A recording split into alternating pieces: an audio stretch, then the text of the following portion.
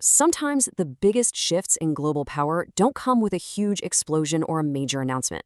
They arrive quietly with just a few words. And recently, that's exactly what happened.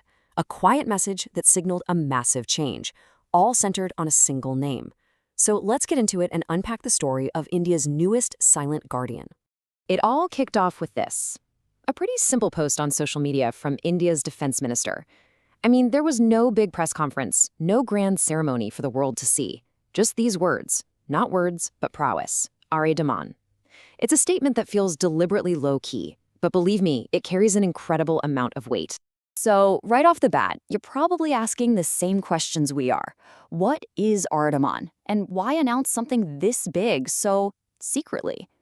Well, that's the core of what we're breaking down today. What does its arrival really mean for India and for the rest of the world? Okay, first things first, let's meet the main character of this story. Because INS Ardaman isn't just another naval vessel, it's a technological titan, and it was built for one very specific, very critical job. So here it is. Ardaman is India's third homegrown nuclear-powered ballistic missile submarine, what the experts call an SSBN. It's following in the footsteps of its sister ships, the INS Arihant, which was commissioned back in 2016, and the INS Arigat in 2024. Now, the key word here, the one you really need to pay attention to, is indigenous. This thing was built in India by India. It's not just a submarine, it's a massive symbol of technological self-reliance. And just to give you a sense of the sheer scale we're talking about, this is a 7,000-ton vessel. It is a massive, incredibly complex machine, practically a city under the sea, designed to stay hidden for months at a time. The very fact that Ardaman even exists is all thanks to this, the super secretive Advanced Technology Vessel, or ATV program. Think of this as a national mission that's been running for decades, focused on one thing and one thing only: mastering the unbelievably difficult tech needed to design and build nuclear subs completely from scratch.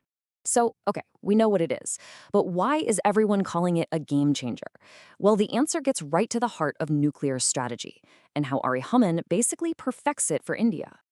Tucked away deep inside its hull, Ardaman is carrying some serious firepower. 8 K-4 ballistic missiles. And yeah, each one of those can carry a nuclear warhead. And the reach of those missiles, it's just staggering. We're talking about a strike range of 3,500 kilometers. That means this sub can hold targets at risk from pretty much anywhere, hiding in the vast depths of the ocean. And this right here is the crucial piece of the puzzle. With a third SSBN now in the fleet, India can finally achieve what's called a continuous deterrent patrol. It means that 24/7, 365 days a year, there is always at least one of these boomers, as they're called, out there, somewhere, hidden. This guarantees what's known as a second strike capability. In simple terms, it means that no matter what happens, India will always have the ability to strike back. It is the ultimate insurance policy in a very complicated world. Now, this kind of capability doesn't just change things for India's defense, it actually changes India's entire standing on the world stage. Let's zoom out and look at the new global picture this creates. Just look at this list. Building your own nuclear-powered ballistic missile submarine is one of the most exclusive, most difficult technological achievements on the planet. With Ardaman officially joining the fleet, India has firmly cemented its place among these 6 nations. It's a huge statement about its strategic and technological maturity. What's so fascinating about this slide is the contrast in strategy it shows us. You look at China's Navy, which is the world's largest, and you see they're focused on building a massive number of submarines. India's path, though, is different. It's a focus on mastering this one high-end strategic asset, the SSBN. This tells us India isn't really trying to play a numbers game. Instead, it's developing a rock-solid deterrent that guarantees its security, no matter how big an opposing force might be. It's a strategy of silent technological power over just brute numbers. And that brings us to the final piece of this puzzle. You see, Ardaman isn't the end of the story. Not even close. It's a really important milestone in a much, much larger vision that spans decades. This timeline really lays it out.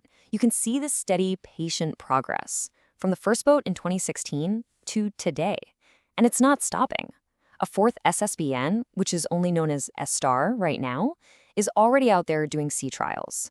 And after that, the focus is going to shift to nuclear-powered attack submarines, SSNs, with the first one expected around 2036.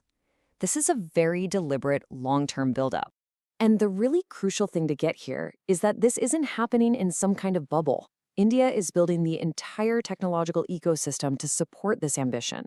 We're talking about things like the new Large Cavitation Tunnel, which is a super advanced facility for testing and perfecting the designs of the next generation of ships and submarines. So, what's the bottom line here? What's the main takeaway? It's this.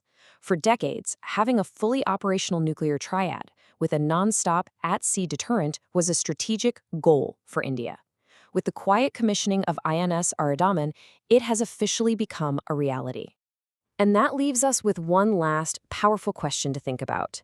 India's silent guardians are on patrol right now, and more are on the way. As this incredible undersea power grows, the old lines on the strategic map are being challenged. It really forces us all to ask, what does this new reality mean for the future of the Indo-Pacific?